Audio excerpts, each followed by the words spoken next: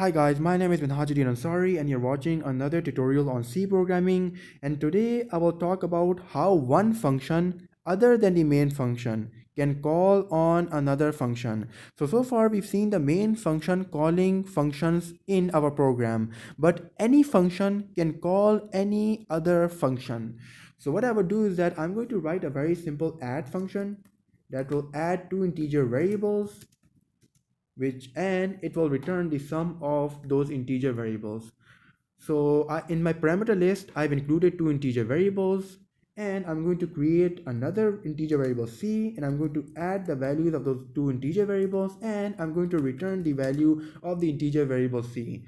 And now I'm going to create another function called add and multiply and it will receive three integer variables. I'm going to include three integer variables as in the parameter list. So I'm going to include a, integer b, and integer c in the parameter list. And now in the body of my add and multiply function, I'm going to first create another integer variable d, and then I'm going to call on the add function, and I'm going to add the values of variables a and b. So I'm going to pass the values of variables a and b in my add function, and then I'm going to multiply it. I'm going to multiply the result with the value of the variable c, and in the end I'm going to return the entire value back to the function that called this function. So now in my main program, what I'm going to do is that I'm going to define three integer variables: a is equal to 3, b is equal to 4, and d is equal to 5. And I'm going to define another integer variables int w, and I'm going to call the add and multiply function, and I will pass these three integer values as arguments: a, b, and d. Should have written C right there, but who cares?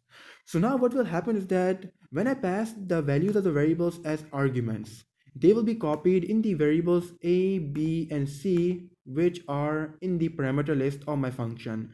And then the values of variables a and b will be sent into the add function, and then they will be copied in the variables a and b inside the parameter list of the add function. And now their sum would be stored inside another variable which I declared inside my function, and I'm going to return the value of the variable. So this variable right here would contain the summation of a and b. And after that, when I return it, so since the add function was called from here, so the value would return right here. So this value right here, this value would return here, and then this value would be multiplied by c, which I passed right here. The value of d was copied inside the variable c. So it would, this right here, the result of the summation of a and b would be multiplied by the value of the variable c, and it would be stored inside another integer variable d, and the value of the variable d would be returned back to the calling program. And in this case, my main function is the calling program.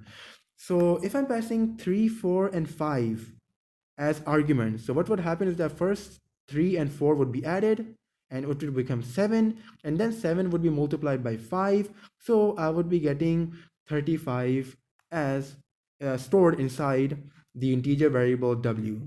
So let me just print the value of the integer variable w, and I'm going to get 35 displayed in my output screen. So this is all it about calling one function from another function. If you have any questions, please ask them in the comment section, and thanks for watching this video.